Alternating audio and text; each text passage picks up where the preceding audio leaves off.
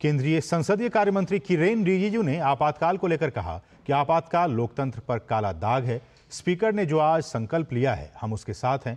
आपातकाल को लेकर डीडी न्यूज के संवाददाता हमारे सहयोगी निशांत ने उनसे खास बातचीत की। आइए आपको सुनाते हैं। केंद्रीय संसदीय कार्य मंत्री किरेन रिजिजू जी हमारे साथ हैं। किरेन जी, इमरजेंसी को लेकर यहाँ पर प्रदर्शन हुआ, क्या कहेंगे?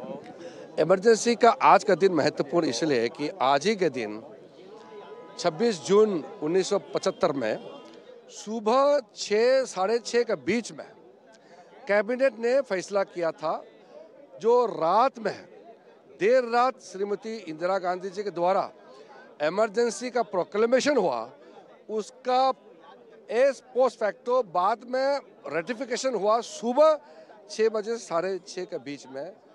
इसलिए 26 जून हमारे लिए महत्वपूर्ण है। हम लोग ने संकल्प लिया, माननीय अध्यक्ष जी के माध्यम से प्रस्ताव रखा और संकल्प लिया कि दोबारा भारत के संविधान को कुचलने का जो भी प्रयास करेगा उसको हम बिल्कुल विरोध करेंगे और होने नहीं देंगे। ये संकल्प जरूरी था, क्योंकि हमारे लिए आदरणीय प्रधानमंत्री नरेंद्र मोदी जी के नेतृत्व में जो सरकार एनडीए का है, संविधान के प्रति अपना प्रतिबद्ध और जो हमारे उनका संरक्षण के लिए जितना भी हमारा काम हुए हैं, उसको भी हम संकल्प लेते हैं कि हम आगे भी पालन करेंगे और संविधान का रक्षा करना हमारा कर्तव्य है। इसलिए हमने संकल्प लिया। लोकसभा अध्यक्ष इमरजेंसी के बारे में बोल रहे थे तो विपक्ष काफी हंगामा करते हुए नजर आ रहा था। तो इसमें इमरजेंसी को सपोर्ट कौन करता है और इस देश में आपातकाल लगाया उसका विरोध कौन करता है, वो आपको साफ दिखाई देगा। आज के स्पीकर के रेजुलेशन को जो भी सपोर्ट करते हैं वो आपातकाल को विरोध करते हैं, और इसको जो विरोध करते हैं वो तरीके से जो इमरजेंसी लागू किया था उसको वो सही ठहरा रहे हैं, तो उसको भारत की जनता समझना है। तो ये थे हमारे साथ संसदीय कार्य मंत्री किरेन रिजिजू। और वहीं एनडीए सांसदों ने आपातकाल को लेकर कांग्रेस से माफी मांगने की मांग की है। साथ ही बताया कि आज लोकसभा में आपातकाल के खिलाफ आखिर प्रस्ताव क्यों लाया गया।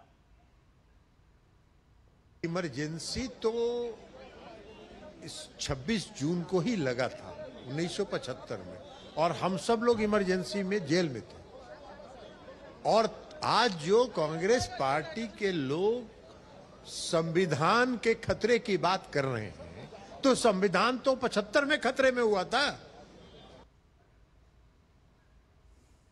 1975 में और इंदिरा गांधी जी ने जो मीसा लगाई थी और जो नागरिकों के सभी अधिकार उन्होंने छीन लिए थे।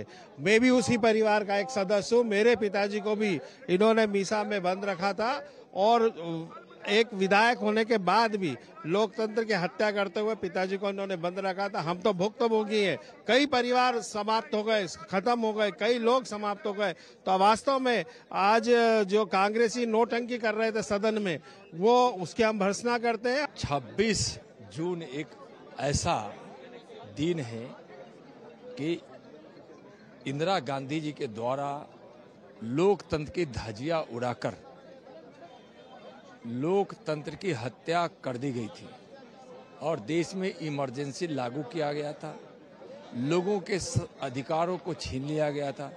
स्वतंत्रता नाम की कोई चीज नहीं रह गई थी। एक तरह से इस देश को पुनः प्रतंत्र बना दिया गया था।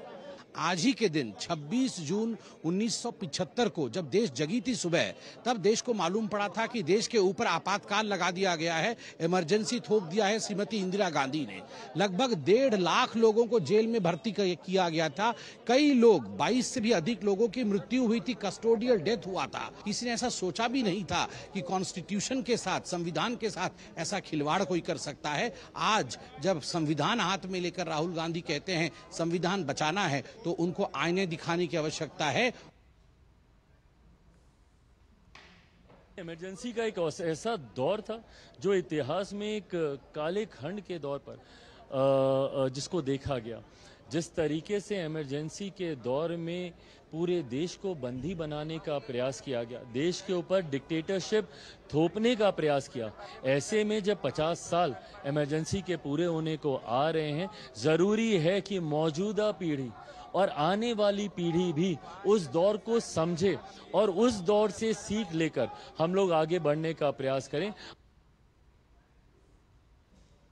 इंडियन नेशनल कांग्रेस कभी पार्लियामेंट में कॉन्स्टिट्यूशन झलकाती है तो कभी ऐसा प्रस्ताव जो इमरजेंसी को की निंदा करती है उसकी मुखालफत कर कर नारेबाजी करती है। वो अपने गरिमान में झांक कर नहीं देखते और अपना इतिहास भूल गए हैं।